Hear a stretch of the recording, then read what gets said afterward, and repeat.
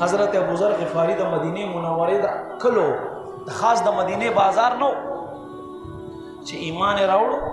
شروع ورځ الله محبوب ورته فرمایي اے ابوذر خپل ایمان پټ ساته دشمنان ډیر دي تکلیف پتر ورسه وی قربان زما پزړه کې چې کوم اور دی اور یخیږي نه راغه خانه کعبه خواته ناست مشرکین او سرداران و هغه کوم دین چې تاسو ورځ په ورځ ورکوي کنه هغه ته ورځ په ورځ خلک را دننه کېږي الحمدلله ابوذر هم مسلمان شوی نو دا خبر چې مشرکین واورېده په طاقت کې و تسلط و غلبه یې وه په مکه کې راوینیولو ښه ډېرې ووهلو ماښام په وخت کې ابوذر رضی الله تعالی عنه حضرت ابوذر غفاری چې نبی علیه السلام خواته حاضر شو ټول بدن لهو لهان دی له وینو نه تک سور دی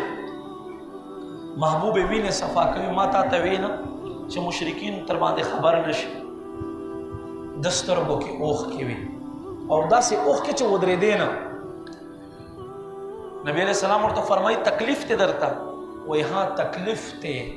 خو د بدن تکلیف نه دی د زړه تکلیف ته زړه تکلیف زما خدایا شپه دې راوسته دا خلک پاسېدل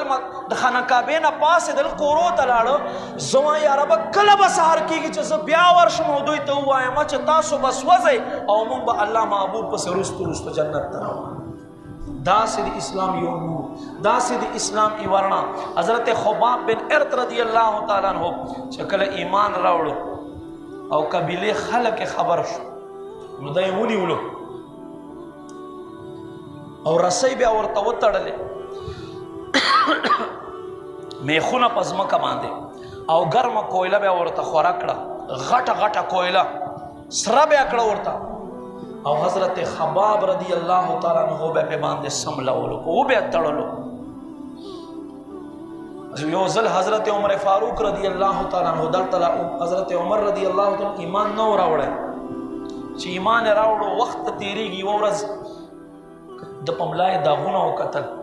وی قتل چې پملا کې دومره سوري دی وای اے خباب دا ولې وای دا چې ما ایمان راوړو زه اوم نمبر مسلمان وم شپږو مانه مخکې ایمان راوړی زه اوم نمبر وم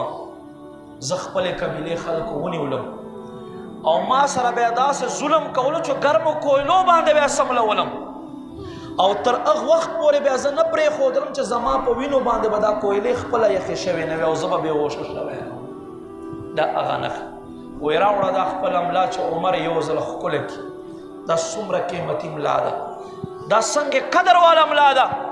چې له دې نه وینې توی شوې اسلام دپاره اولنۍ وینه پرې توی شوې نو ما عزتمندو قدرمندو اسلام دا یوه رڼا ده رڼا کافران په تیارو کې دي